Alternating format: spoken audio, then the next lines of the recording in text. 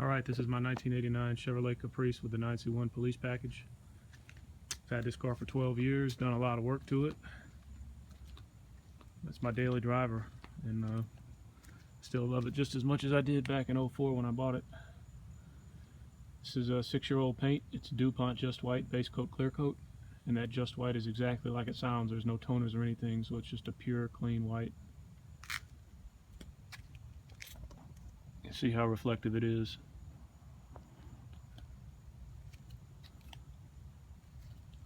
That's a new old stock Caprice hood ornament I found on eBay.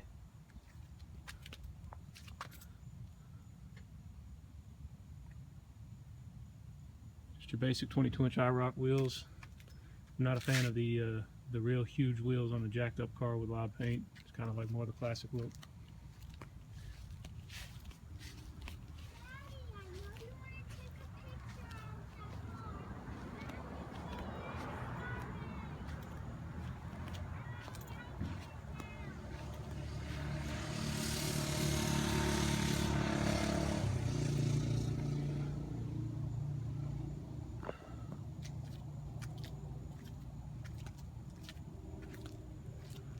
I got this car with 104,000 miles on it back in '04. It's got over 250 now, so I put a lot of miles on this car. I've driven it all over the place. Up to Michigan, back and forth to Texas, South Florida, Georgia, Louisiana. All over the place. It's been a great car. One of the most unique things about my car, you'll notice, is the interior. It's out of a '95 Pontiac Bonneville. See how well it fits in. It's extremely comfortable. Police cars had a vinyl back seat and non-reclining front seats. Very uncomfortable. The door panels are good shape. So when I got the car painted, I replaced as much trim as I could find at the junkyard off of like a car in better shape than mine. I replaced all this stuff, the best pieces of trim I could find. Replaced all the weather stripping, the stuff I bought online, new old stock door handles, new old stock chrome mirror. And when I say new old stock, I don't mean the $20 no-name brand replacement. That stuff is absolutely garbage. It'll start pitting almost immediately. So you gotta go with the GM new old stock if you can find it. It's got the power windows, power seats, power door locks, remote mirror. Here we go. Leather bucket seats out of a '95 Bonneville up front. One of my favorite things about this car, people are always surprised when they get in and sit down. So what kind of interior is this? Right, man, it's special. Center console's out of an '02 Chevy Blazer. The guy that does all my interior work turned the area where the gear shifter used to be into like these little holders. So this is where the indication would have been, and this is where the shifter would have been. See the back seat?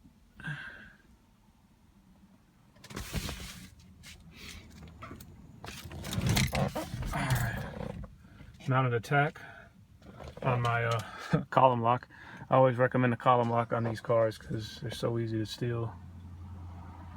My interior guy also made this nice gauge pod for the A-pillar.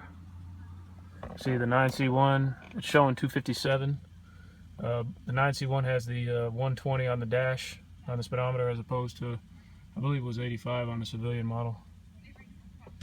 The interior overall is in really good shape for a 27-year-old car with over 250,000 miles. The interior guy also recovered my dash. You can see that's holding up really well. It's probably 7 or 8 years ago, and this thing still looks like it's brand new. Pop the hood. Painted the car, got all new rubber around the doors. We took the doors off, the trunk off, or the trunk lid off, the hood off. Just really, got it real well. Like I said, this is 6-year-old paint, and it's just been great.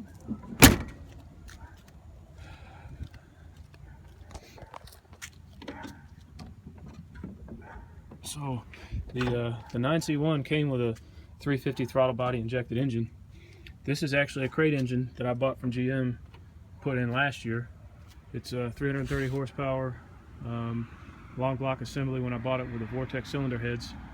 And so I had to put on the this Edelbrock Reformer intake manifold. I can retain the throttle body injection because I love the drivability.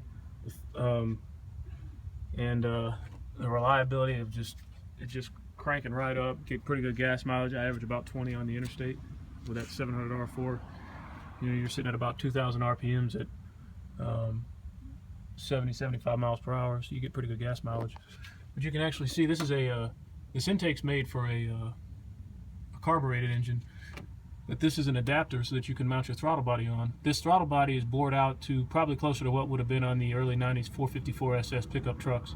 It's got the bigger fuel injectors. I got a bigger fuel pump in the gas tank from a mid-90s LT1 engine, running higher fuel pressure.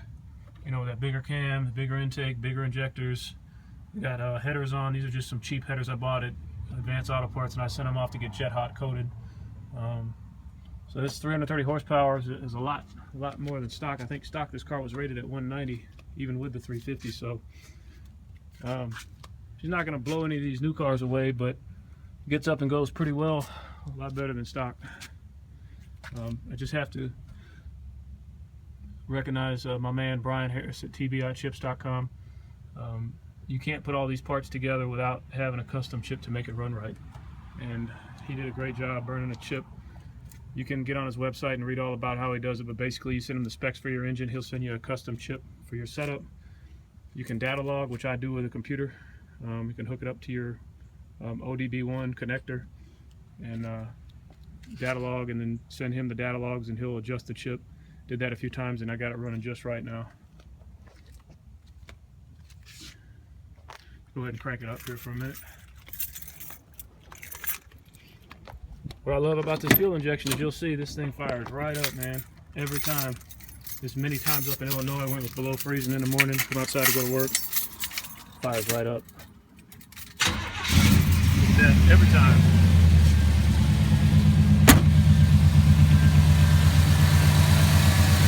Runs nice and smooth, idle smooth.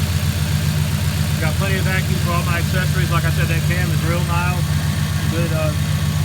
Good mild engine for a daily driver.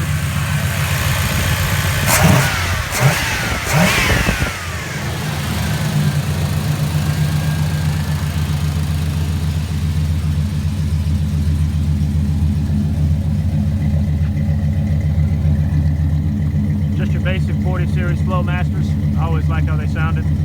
Obviously running true dual exhaust. Sounds pretty good though.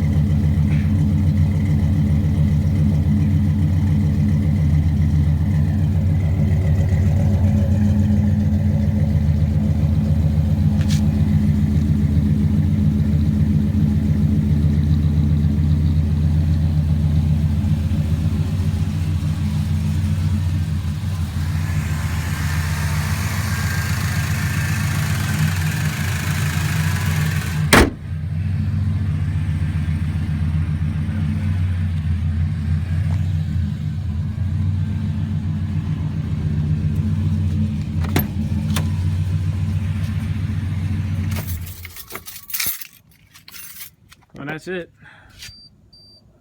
Like I said, trying to think of anything I forgot.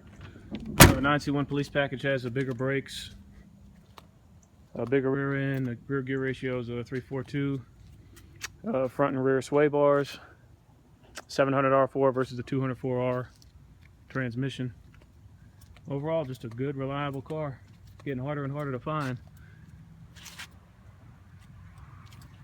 If you got any questions, just leave me a message. You know, having this car for as long as I've had it, been through pretty much anything you can go through on a 27-year-old car with 250,000 miles. So